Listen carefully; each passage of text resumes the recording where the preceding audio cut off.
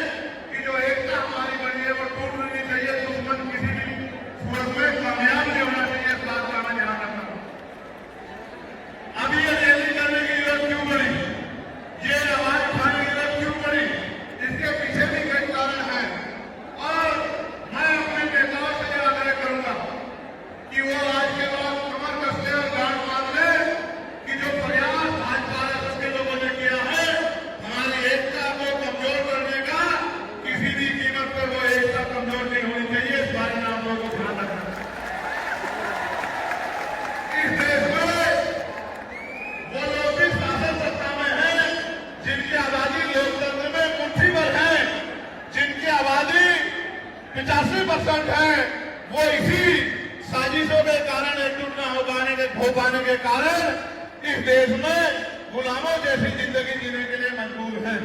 मैं बात कर रहा हूं शेड्यूल कास्ट के लोगों की, मैं बात कर रहा हूं शेड्यूल ट्राइब के लोगों की, मैं बात कर रहा हूं अन्य पिछड़े के लोगों की, मैं बात कर रहा हूं मुस्लिम की, जैन की, सिख की, ईसाई की, बौद्ध की, तमाम लोगों की जिनको आज भारत में सम्मान की जिंदगी नहीं मिल पा रही। मैं बात कर रहा हूं महिलाओं की, मैं बात कर रहा हूं किसानों की, मैं बात कर रहा हूं मजदूरों की, मैं बात कर रहा हूं नौजवानों की। मैं पहले जो विषय है उस पर अपनी बात रखूंगा, फिर मुझे अपने दिल की बात आपको कहनी है। पहला जो विषय हमारा है जिसपे हम लोग यहाँ इकट्ठा हुए हैं, उस पर हम लोग क्या करने वाले हैं, सरकार से हमारी क्या मांग है, सबसे पहले उस पर मैं अपनी बात रखूंगा। हमारी पहली मांग ये है कि 1931 के बाद इस देश में सभी जाति धर्मों के लोगों की जनगणना नहीं हुई है। जब तक जनगणना नहीं होगी तो ये नहीं पता लगेगा कि शेड्यूल ट्राइब बेंगलोर के लोगों को कितनी उनकी आबादी और कितना सम्मान उनको मिल रहा है, कितनी हिस्सेदारी उनको मिल रही है। तो केंद्र सरकार जल्द से जल्द जातिगत जनगणना कराए। जब तक जातिगत जनगणना नहीं होगी तब तक सबसे पहले स्पष्ट ही नहीं होगा जो आज षड्यंत्र किया गया है और कुछ लोगों को जानबूझ के उनके मुंह से कहलाया जा रहा है कि इस जाति का हिस्सा ये लोग खा रहे हैं, इस जाति का हिस्सा ये लोग खा रहे हैं, इस जाति का हिस्सा ये लोग खा रहे हैं। मैं चंद्रशेखर आजाद आपको वचन देकर कहता हूं, अपने बहुजन समाज के सामने जातिवार जनगणना कराइए, उसके आंकड़े सार्वजनिक कराइए। अगर अंतिम पायदान में रहने वाले जिनको जीएसटी के भाई कहा गया है, जो हमारा परिवार है, अगर उनका 1% आरक्षण भी पॉइंट के बराबर भी कमजोर पड़ रहा होगा तो मैं वचन देता हूं कि इससे बड़ी रैली उनके समर्थन में हम लोग करेंगे। मैं फिर आपसे कह रहा हूं, आप याद करो जब से इस देश में आरक्षण व्यवस्था लागू हुई है, इस आरक्षण को खत्म करने के लिए चाहे वो कांग्रेस पार्टी रही हो या भारतीय जनता पार्टी रही हो या और कोई मनवादी चल रहा हो, इन्होंने एड़ी चोटी के जोर लगाए। और आज जिन जातियों को गाली दी जा रही है, ये वही जातियां हैं जिन्होंने अपने बच्चे कुर्बान कर दिए लेकिन अपने अधिकारों की रक्षा की और आज भी देश में आरक्षण बचा हुआ है, नौकरियां बची हुई है, हिस्सेदारी बची हुई है, राजनीतिक व्यवस्था कायम है, लोकतांत्रिक व्यवस्था है। तो धन्यवाद करना चाहिए उन जातियों का जिन्होंने अपने प्राणों का बलिदान दे दिया, लाठी डंडे खाए गोले लगाई लेकिन अपने अधिकारों को छीनने नहीं दिया। सब लोगों को उनका धन्यवाद करना चाहिए। लेकिन दुश्मन का ये षड्यंत्र है और दुश्मन बड़ा समझदार है। दुश्मन जानता है कि 2 अप्रैल 2018 के बाद में ये दलित समाज एकजुट हो गया था। जब दलित समाज एकजुट हुआ तो वो ये सोचने लगे कि इनकी एकता को कैसे तोड़ा जाए।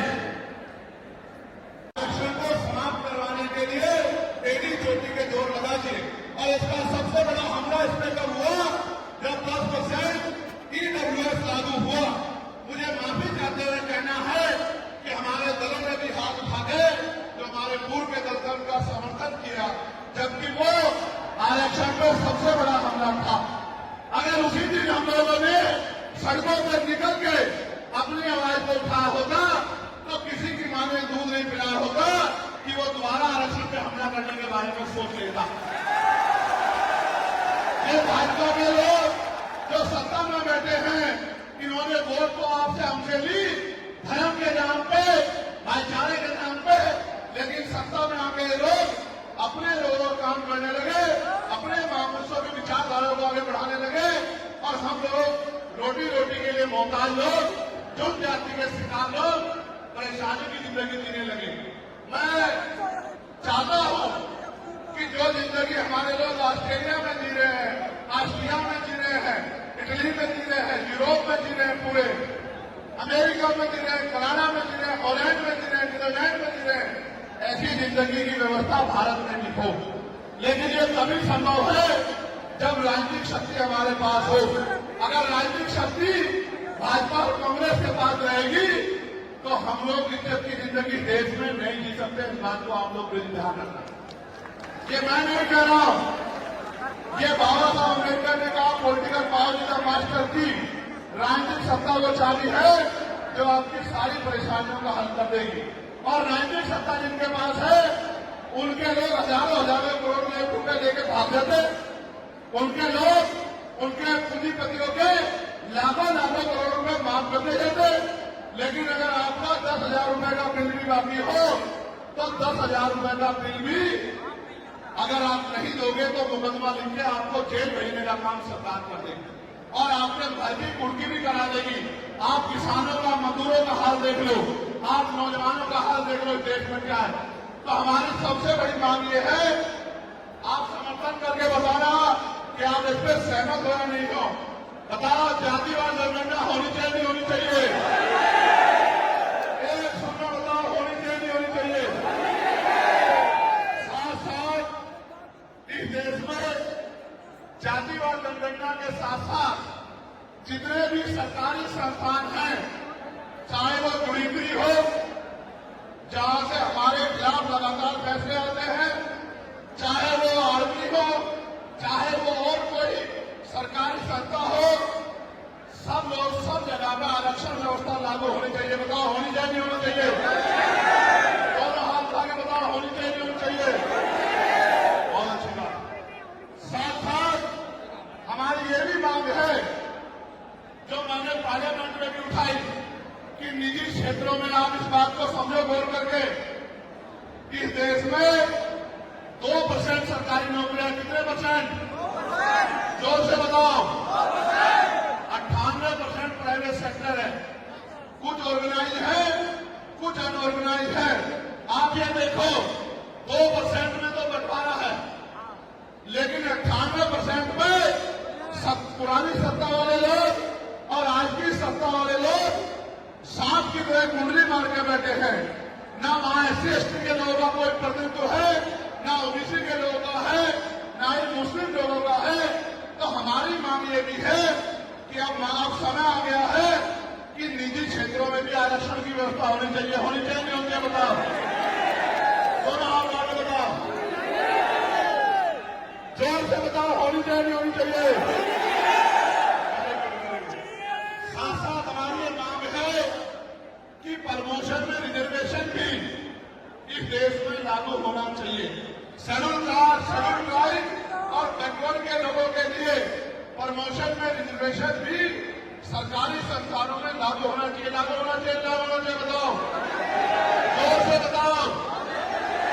हमारी ये भी मांग है कि मंडल कमीशन की बाकी सिफारिशें भी लागू होनी चाहिए, क्योंकि जब तक मंडल कमीशन की बाकी सिफारिशें लागू नहीं होगी तब तक पिछड़े वर्ग के लोगों को बराबर की हिस्सेदारी और सम्मान नहीं मिलेगा। हमारी ये भी मांग है, सरकार कह रही है कि क्रीमी लेयर लागू करना चाहिए और जज साहब भी कह रहे हैं क्रीमी लेयर लागू करना चाहिए। मैंने पार्लियामेंट में पूछा कि भारत में कितने शेड्यूल कास्ट के लोग, शेड्यूल ट्राइब के लोग, अरबपति देश का डाटा आपको सार्वजनिक करना चाहिए, आपकी आंकड़े सार्वजनिक करनी चाहिए। तब हमें पता लगेगा कि क्रीमी लेयर की स्थिति में हम आए या नहीं आए। आपको शायद जानकारी नहीं है, मैं आपको बताता हूं। आज भी बहुत सारे पदों को NFS करके, नोट फाउंड सुटेबल करके हमारे योग्य लोगों को नौकरी से निकालने का काम ये सरकारें करती है, क्योंकि कलम की ताकत उनके हाथ में होती है। जिनकी राज सत्ता पे कब्जा होता है, हमारे लोगों का राज सत्ता पे कब्जा नहीं है, इसलिए सारी योजनाएं हमारे खिलाफ बनती हैं। हमारी ये भी मांग है, जिस पर मैं गौर कर रहा हूं, सरकार ने कहा, मैं आज इस पर भी बोलूंगा। आज अगर मैं इस पर नहीं बोलूंगा तो हमारे लोगों को पता ही नहीं रहेगा देश में क्या हो रहा। सरकार ने कहा कि वर्गीकरण लागू होना चाहिए। मैंने आपको बताया कि बातें तो बहुत लोग करते हैं, लेकिन जब आरक्षण पे हमला होता है, जब और किसी तरीके से आरक्षण को खत्म किया जाता है, जब गांव-गांव जाके लोगों को समझाने का प्रयास किया जाता है, तब जिन जातियों को आज सरकार के इशारे में गाली दी जा रही है, उनको ही उन्हीं की जिम्मेदारी मान के लोग घर में बैठ जाते हैं कि भाई यही आरक्षण की रक्षा करेंगे, यही अधिकारों की रक्षा करेंगे। लेकिन सच ये है, अगर सरकार की मंशा वर्गीकरण के जरिए वास्तविकता में निचले पायदान में बैठे अंतिम व्यक्ति को ऊपर उठाने की होती, तो जिस तरह से 10% आर्थिक आधार पर आरक्षण की व्यवस्था की गई थी, 10% आरक्षण की व्यवस्था बीएससी के भाइयों के लिए, बीएससी परिवारों के लिए सरकार कर सकती थी। उनका कोई मतलब नहीं बैठता था कि इनमें टुकड़ा डाल दे, क्योंकि सरकार जानती है कि इनमें बंटवारा हो जाएगा तो इनके खिलाफ आंदोलन आसान हो जाएगा, इनको पता भी नहीं चलेगा, तब इनके अधिकार खत्म होंगे। मैं आपसे कहना चाहता हूं, सरकार बताए उनके पास वर्गीकरण की क्या पॉलिसी है, किस आधार पर वो वर्गीकरण करना चाहते हैं, कौन से आंकड़े उनके पास है, कौन से डाटा उनके पास है। मैं सरकार से जानना चाहता हूं, सरकार कमेटियां बना दे और वर्गीकरण किस फॉर्मूले पे करेगी ये भी बता दे। हम सरकार को भी सुनना चाहते हैं। अभी देश में पिछले दरवाजे से कुछ नहीं होगा, जो कुछ होगा आमने सामने होगा। अगर हमारे अधिकारों की बात आएगी तो लड़ाई आमने सामने की जाएगी। सरकार ये भी बताए कि और रोस्टर में बदलाव करेगी, क्या सरकार रोस्टर में बदलाव करेगी, सरकार बताएगी। हमारे लोग तो अभी सही तरह से चीजों को नहीं जानते। मैं ये भी विश्वास दिलाता हूं, स्पेशली डीएससी के भाइयों को कह रहा हूं, मेरी बात को गौर से सुनना। स्पेशली डीएससी के भाइयों को कह रहा हूं, उन जातियों को जो लोग आंदोलन कर रहे हैं, आपको एहसास नहीं है, जब देने की बारी आएगी हम बताएंगे अपने भाइयों को किस तरह से आगे बढ़ाया जाता है, किस तरह से उनकी हिस्सेदारी दी जाती है। अभी तो उनमें देने कुछ है ही नहीं। मैं आपको विश्वास दिला कहता हूं, डीएससी के जो हमारे भाई हैं, वाल्मीकि समाज के भाई हों, धानुक समाज के भाई हों और बागड़ी समाज के भाई हों और किसी सैसी समाज के भाई हों, मैं चंद्रशेखर आजाद वचन देके कहता हूं बहुजन समाज के सामने, ये हमारी आपसी बातचीत है। आप दुश्मन के इशारों पे काम मत करो, हम लोग बैठ के अपनी लड़ाई को निपटा देंगे। हम लोग अपने आप बैठ के चर्चा करके आपके साथ बैठ के, अगर कहीं हमें कुछ डर भी है, आप चीजों को नहीं समझ पा रहे या हम लोग समझा नहीं पा रहे, अगर आपको अधिकार मिलता है तो बताओ, हमारे किसी व्यक्ति को तकलीफ है क्या बताओ। अगर हमारे डीएससी के भाइयों को अधिकार मिलता बताओ, हाथ उठा के बताओ तकलीफ है क्या हमें किसी को। ये इतना बड़ा जनसमूह गवाही दे रहा है, अगर डीएससी के भाइयों को कुछ मिलता है तो हमें तकलीफ नहीं है। लेकिन हम इस सरकार की मंशा को जानते हैं, हम इस सरकार को जानते हैं, इनके चरित्र को जानते हैं। ये देना कुछ नहीं चाहती, ये तो इसको अटका के रखना चाहती है। आप ये देख लेना, इन्हीं के कुछ लोग फाइनल सुप्रीम कोर्ट चले जाएंगे। जैसे उदाहरण के तौर पर गौर करो, 69,000 शिक्षक भर्ती में सरकार ने 20,000 पदों पर घोटाला किया। हम लोगों ने आंदोलन किया तो सरकार ने 6,800 नियुक्ति की लिस्ट जारी की, फिर अपने लोगों को हाईकोर्ट भेज के उस पर रोक लगवा दी। फिर हाईकोर्ट में फिर हमारे लोग लड़े तो उन्होंने कहा दोबारा लिस्ट जारी करो, इनको अधिकार मिलना चाहिए। तो वोट लेने के लिए हमारे लोगों के सामने कहा कि भाई मिलना चाहिए, हम समर्थन करते हैं, लेकिन अपने लोगों को सुप्रीम कोर्ट भेज दिया और सुप्रीम कोर्ट में इनके बैठे जजों ने फिर से उस पर रोक लगा दी। इसलिए हमें इनकी नीयत पे शक होता है। मुझे डर ये भी है, अगर ये अधिकार स्टेट गवर्नमेंट को दे दिए गए तो ये कॉन्स्टिट्यूशन का तो बहुत बड़ा वायलेशन होगा ही, 340 का, 341 का, लेकिन एपी का। लेकिन सबसे बड़ा खतरा ये है